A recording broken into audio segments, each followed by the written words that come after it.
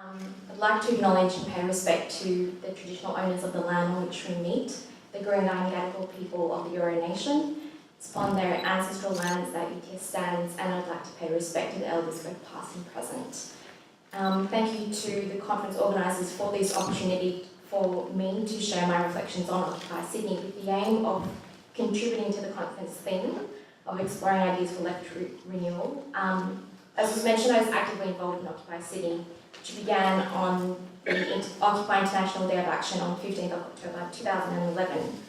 I was particularly involved in coordinating legal support for people that were arrested, fined and charged because of their involvement. I participated in the physical occupation for about the first 4 months and was involved in media work and facilitating general assemblies and other things. Today I draw upon those experiences to share what I can, not as a spokesperson for Occupy, but I don't want to spend a lot of time on the details of Occupy, but I know that people in the room have a general, very good understanding of what that was about, or interpretations of what that was about. What I want to do is reflect on what I saw as what was strong, what was weak, and discuss what I see as a few key aspects and lessons that can contribute towards developing a stronger understanding around the types of actions that inspire and enable people to be involved in change and renewal, and lessons and ideas for building a stronger left in Sydney and more broadly, particularly in our current political climate, and drawing on a bit of a reflective comparison of Occupy Sydney and Occupy Wall Street. So I want to get straight to my first point of what brought people out on the streets on that first day in Sydney and up to 3,000 other locations worldwide. As people are aware, I'm sure, the primary concerns of people that gathered under the Occupy banner were the greed and gambles of Wall Street, big banks and derivatives traders that made billions on the way to creating a global financial crisis that is ongoing, even though Occupy Wall Street posted its largest profits last year. And of course, the corruption and self-interest of government. People saw and were inspired by what was happening at Occupy Wall Street, and of course, we can't forget the masses of people that were gathered in Cairo's Tahrir Square, the so-called Arab Spring movements, and the Indignados movement in Spain. Broadly, the Occupy movement is summed up by the slogan of 99% versus the 1%, the public majority versus the elite minority who exploit and profit from current economic and political systems. Sorry, thank you. Big banks, financial traders, global multinationals, mining magnates, politicians, etc. As most people who participated in Occupy would quickly have found, there was a huge diversity about the specifics of that framework. People that were there span the spectrum of disillusioned liberal social democrats, our Marxist-Leninist comrades, our staunch anarchists, self-confessed conspiracy theorists, and so-called neo-romanticists who talked about occupying the love a lot. But even right here in the streets of Sydney, there was a huge diversity with the types of people involved, from your usual activists to parents and their kids, people who live on the streets, travellers, and yes, many, many workers from the big banks in the city. I think that clearly people were surprised by the numbers of people that were there on the first day. I definitely want to acknowledge what I think is very valuable criticism about the 99% slogan and what it subsumes about class, gender, and very real power differences amongst the majority, which were very much reflected on the ground. However, generally, I would say that the slogan was a catch cry about class, political, and social differences. I think it got through and it meant something to the ordinary person on the street. The point that I want to make is, I think the strength of Occupy as a political movement is that it did talk about the big concerns that I think that as the breadth of Occupy showed, the ordinary person gets. You know, people get that traders shouldn't be allowed to get away with what they do, that politicians lie, that companies profit off the backs of workers and the environment.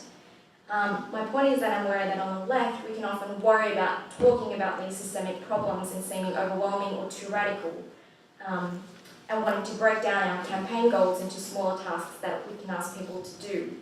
As a campaigner, I certainly agree with his approach as an organising method to involve people to learn from action. However, I want to say that I think that I and many other people involved were frankly inspired to feel a part of a collective movement that wasn't afraid to talk about the root causes of problems and to connect how a person's small action can be related to confronting these root problems. At the very least, Occupy can't be criticised for not being ambitious enough and not intentionally creating a space for people to talk about these problems, to talk about what's going on in their lives. And that was there for every single person that was there. In my mind, there is something to be learnt for a left that continues to silo our particular issues, that continues to approach things in the ways we normally do, and not connecting them to involve people in building a broader and a deeper movement of solidarity. So there were lots of positive, powerful aspects of Occupy, in my opinion. The numbers involved, the initial occupation in the first week, we just saw hundreds of people occupying in front of the Reserve Bank, eating together, talking politics, running workshops, creating gardens. It was certainly a learning space about political issues from capitalism to Indigenous sovereignty. There was collective decision-making on a mass scale with hundreds of people sitting through general assemblies that ran for hours, and direct action from the occupation itself to squatting actions about housing or sit-ins at Westpac against hundreds of staff cuts while the company continues to post record profits. However, there were very clearly key witnesses, and if certainly the numbers involved in Occupy are not the only gauge to how strong it was, because certainly by anyone's admission there was a lack of depth there in order to be able to sustain what that movement was trying to do. There were very key lack of resources to sustain the 24-hour-long occupation, from skill sharing around the skills involved to be able to participate in that activity, to dealing with grievances and to be able to make decisions collectively on such a mass scale. There certainly weren't the resources for proper campaigns to develop out of the Occupy space, and newer people who were very enthused about Occupy quickly became disillusioned or were unsupported and fell away. There was a lack of clear campaigning. There was a lack of clear campaigning that came out of Occupy, and part of that was because there was very real rejection of this idea of demands because of the disillusionment in current political systems. But in the end, as most people would agree, the Occupy movement became about trying to maintain the occupation as an end rather than as a means to something else. Another key weakness was the lack of ability to survive the police repression, although I do need to say people don't know that Occupy is still there after more than a year and a half, and it's certainly the world's longest running Occupy movements as far as I know. But people may be aware that after a week of being out in front of the Reserve Bank, the police came at 5 a.m. on a Sunday morning, forcefully evicted people, about 50 people were arrested, and they continued to harass and intimidate people that came back, coming to the site up to 6 times a day by January, which is very exhausting and very annoying. There were over 90 arrests all up, about 50 people charged and another 50 people receiving fines, mainly for camping or staying overnight.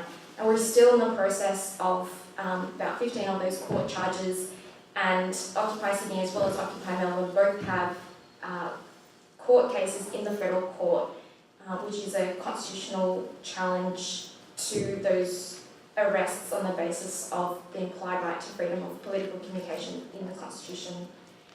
What I want to reflect on is what I see as a deeper problem in the left of the failure to build a politics of solidarity. Occupy was a movement, one of those moments that took everyone by surprise, I think. Many thousands of people turned up, and it was amazing. But I think the sign of a strong left is to be able to support that and indeed to enable the conditions that mean that that we can push back on what's happening and be building these strong movements. And I think that in lieu of those strong roots, Occupy clearly wasn't able to continue to be more than what it was. Indeed, there was some good engagement with some groups more broadly, including Search that did a forum on Economics 101. The Maritime Union of Australia came along to one of our rallies and it was amazing. But I particularly want to reflect on the experience in Occupy Wall Street. And Occupy Wall Street was one of those movement moments, but it built on the back of what I understand to be some very strong grassroots organising in the States. So I will point to movements like the Take Back the Land movement, which is a national network of organisations that talked about human rights to housing and securing community control of the land. And that movement was primarily about supporting people trying to stop and survive housing foreclosures. Certainly the uprising in Wisconsin was amazing to see union workers occupy the state capital and reject the corruption that was happening in government there. During Occupy Wall Street, obviously we saw things like the Oakland General Strike, which involved up to 100,000 people and was one of the first general strikes in the States after about 60 years, as far as I know.